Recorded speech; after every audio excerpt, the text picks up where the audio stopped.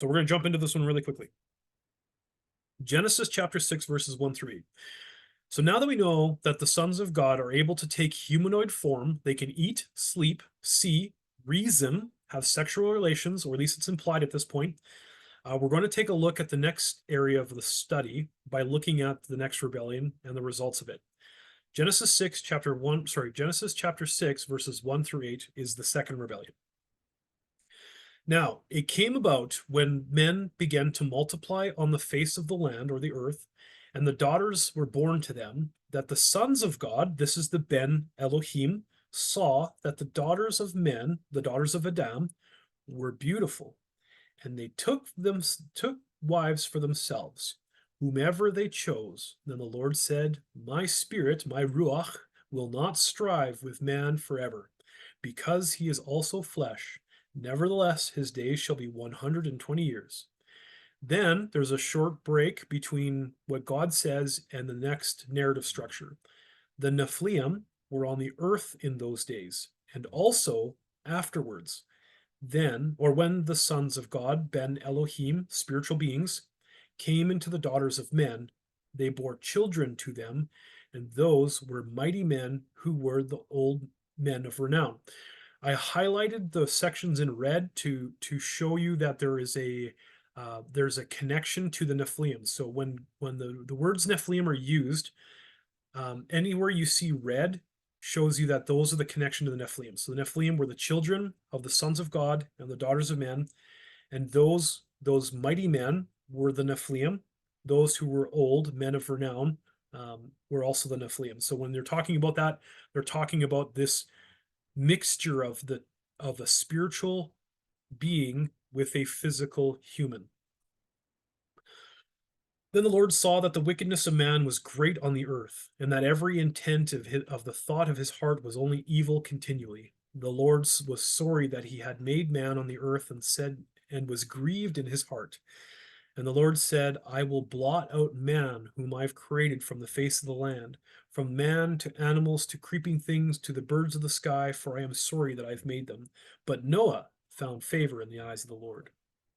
Okay, so please note this part of the study, we're going to focus on the non-biblical text for historical context in exegesis. I treat this material similarly as I treat other scholarly and written texts. I use this material like other sources only to build on the context found within the Bible. I am by no means suggesting that the Book of Enoch or other ancient texts or religions are to be used or to replace biblical texts or theology. Again, this material is only here to help build the context of understanding the Second Temple Jewish understanding of the Second Rebellion. Okay, that being out of the way. So we have the story of Genesis chapter 1, where we see the sons of God see that the daughters of men are beautiful. They take wives for themselves. They bore children that are called the Nephilim. And then God says, okay, we need to put an end to this because there's evil everywhere. So the story of Genesis doesn't quite go into full detail what's going on. And this is where the book of Enoch is going to help fill in some of those blanks. So in chapter 6, verses 1 through 3, when the sons of men had multiplied, so we're talking about Adam here. Adam multiplied with his wife and they created a bunch of children. So similar to that, and you found in Genesis chapter 6. In those days, beautiful and comely daughters were born to them. Again, you can see how there's a relation between those two passages. And the watchers, here's the sons of God. Here's the heavenly beings. And the watchers, the sons of heaven, saw them and desired them. And they said to one another, come, let us choose for ourselves wives from the daughters of men, and let us beget ourselves children. Verses 4 through 6. And they all answered to him and said, let us swear an oath, and let us all bind one another with a curse, that none of us turn back from his counsel until we fulfill it and do this deed. Then they all swore together and bound one another with a curse. And they were all of them 200 who descended in the days of Jared onto the peak of Mount Hermon. And they called the mountain Hermon because they swore and bound to one another a curse upon it. Jumping to chapter 7, verses 1.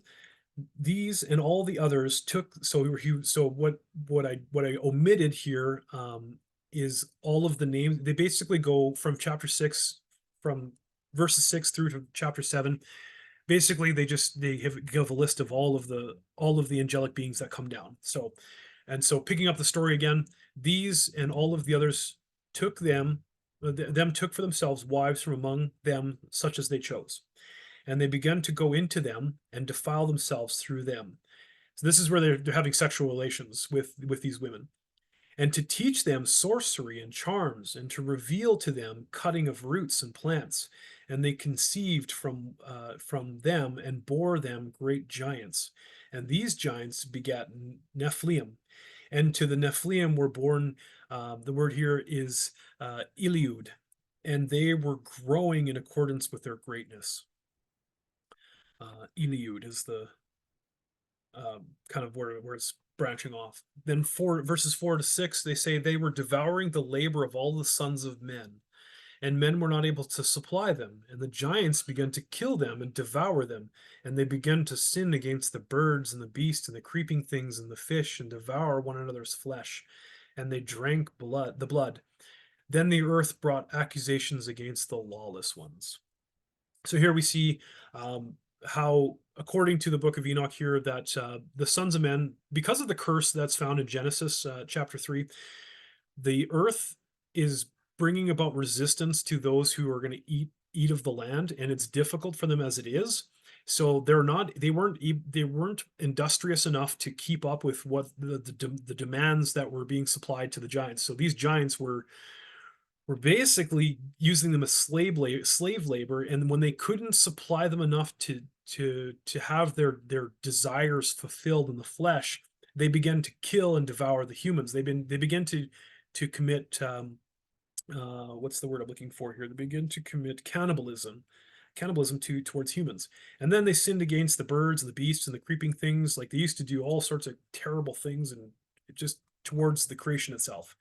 And so all of this is going on so evil that God's like, okay, I got to stop this. So the end of the story of the book of Enoch here. So all right, so the end of the story is the same as you'd find in Genesis 6. God instructs Noah to build a boat and escape a coming flood. In First Enoch chapter 8, there's one called Azazel. Aziel. He teaches men the arts of war and other metallurgy, like working metals, and implies idol crafting would have come from this as well. So Aziel creates the where idols come from, or at least the notion of where idols would come from. And the second note here is the rule of the daughters of men. It would appear, according to the book of Enoch, that the daughters of men had led the watchers into sinning with them. Instead of the watchers saying, hey, look, these women are beautiful, let's go down to them, they were enticing, according to the book of Enoch, the women enticed the angels to come down, similar to how Bathsheba was bathing on the roof when King David saw her. There is that kind of connection to that. And that's kind of where that is. So also we see in chapter 7 that these beings taught humans many different elements of metalworking, self-beautification, and occult practices. We have Azazel taught men to make swords and knives and shields and breastplates, and made known to them metals of the earth, and the bracelets and ornaments in use for autonomy and beautifying of the eyelids, and all kinds of costly stones and coloring tinctures. And there arose much art of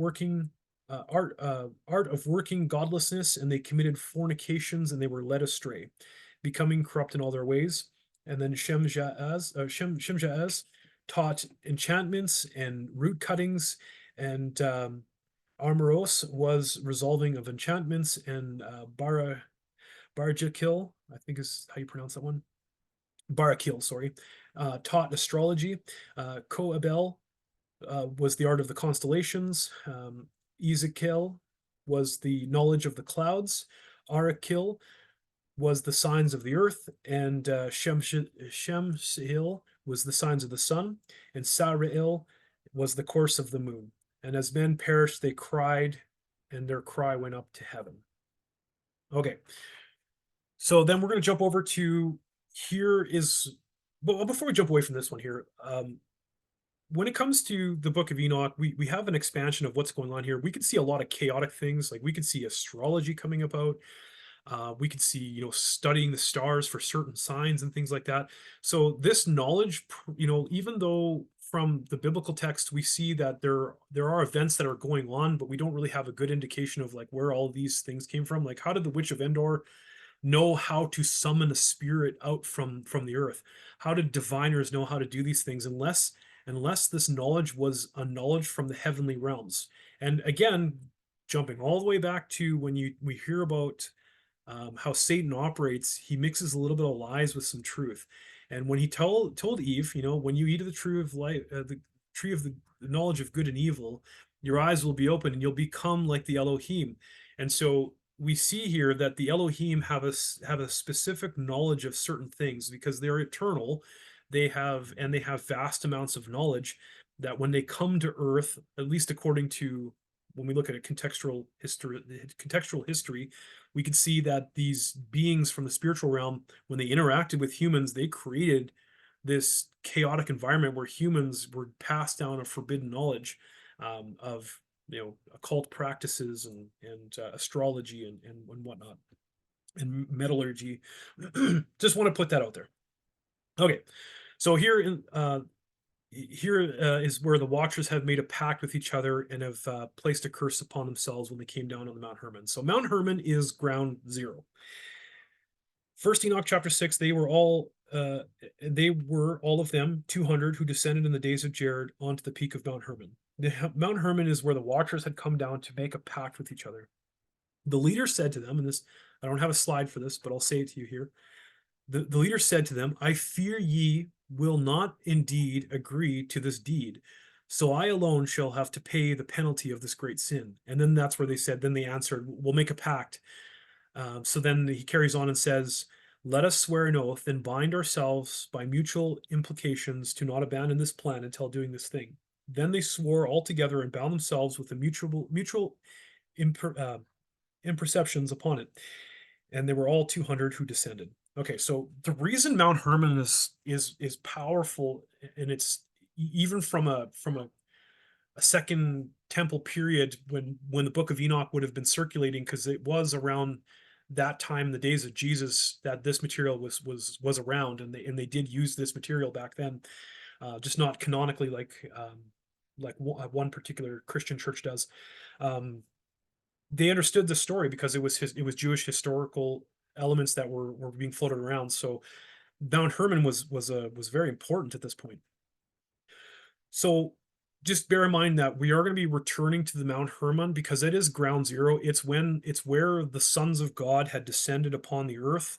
They make a pact to bring about a curse upon themselves, and that's where this whole thing started. That's where chaos enters the world, was on Mount Hermon, and that's where they bound themselves with a curse. So hang on to that, but in the back of your mind for now, because we're going to revisit that towards the end of this particular session. So what happened to the Watchers who sinned? Now, the reason I came up with this particular question at this particular point here, because and we're going to explore this, and I believe it's in the last session when it comes to well, especially we're talking about demons here, is so these 200 beings that sinned against God and created the Nephilim. So are they the fallen angels that are spoken in the Bible, or sorry, in Christian context? Because there's a Christian idea out there that when Satan fell from the heavens, he took with him a third of the angels. Well, that there isn't any Bible verse that shows that. So we have to reconcile what happened to the Watchers who sinned, because are they the demons that we're talking about? Are they the evil spirits that roam upon the earth? Like, where are they? And the Bible does give us an answer to what happened to the angels who created the race of Nephilim. They are trapped in gloomy darkness, and the Bible calls it hell or Tartarus. Peter tells us this: for if God did not spare angels, Watchers, when they sinned, but cast them into hell and committed them to the pits of darkness reserved for judgment. Jude backs up this point as well, saying, and angels or Watchers who did not keep their own domain, but abandoned their proper abode, which is the heavens, he kept in eternal bonds under darkness for the judgment of the great of the great day or the final day. So the ones who created the Nephilim race, God did not spare them and said, "You guys are done. I'm trapping you guys into the pits of darkness reserved for judgment, so they can no longer interact with the world or the heavenly realm or whatever. They're in prison right now." This was an interesting one because somebody asked me once, can they be redeemed? Can you pray for the angels that are trapped in darkness? Can you pray for Satan? Can you pray for the demons? Because can they be redeemed? And the short answer is no, they can't. Hebrews chapter 1 and chapter 2 make it very clear that salvation is for humanity only and not for those who live in the spiritual realm. Hebrews chapter 2 verses 16 says, "For clearly God does not give help to angels, but he gives help to the descendants of Abraham, those who are of the line of righteousness."